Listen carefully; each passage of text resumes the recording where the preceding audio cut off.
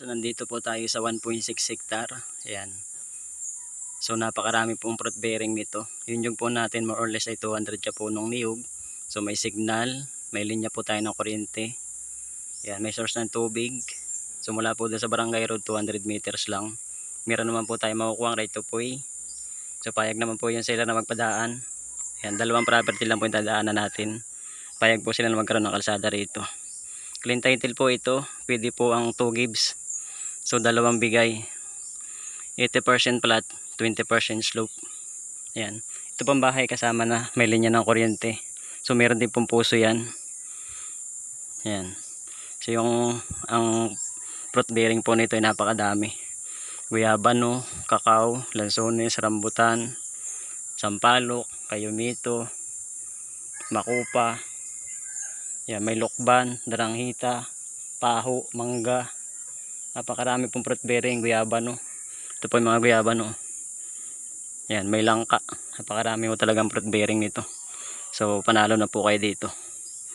Ayan. So mula po dun sa Barangay Road, naglakad lang po ako 2 minuto. Kung naman po sa National Highway tayo, 5 minutes papunta rito. Pero pathway naman po yung dadaanan. Ayun po yung Barangay Road. 200 meters lang po. Ayan, may sapa po yung maliit na yun. Ayan, ito na po yung area niya. Titulado po siya. Pwede pong down kalahati. Ayan. Ayan, pwede po kayo mag-installment na kalahati. Pag po na-process yung papel, ayan, saka na po niya full payment. Po yung mga rambutan. Lansones. Ayan, mga lansones niya. May mga mahogani pa yan. Oh. Parang 10 puno yung mahogani. Ayan, malalaki naman oh, yung iba. May santol. Kasama yung bahay na yun. Pataas siya. Ayan, napakaganda naman. Ito po ay Lopez, Quezon.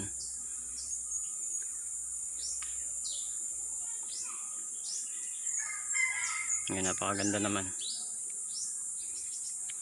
Ayan po. Ayun po yung puso. Kasama na yung bahay na yun sa ibinibenta. May linya na ng kuryente yan. Naroon po yung National Highway. So 5 minutes lakad dito. Dito naman po sa kabila 2 minutes lang.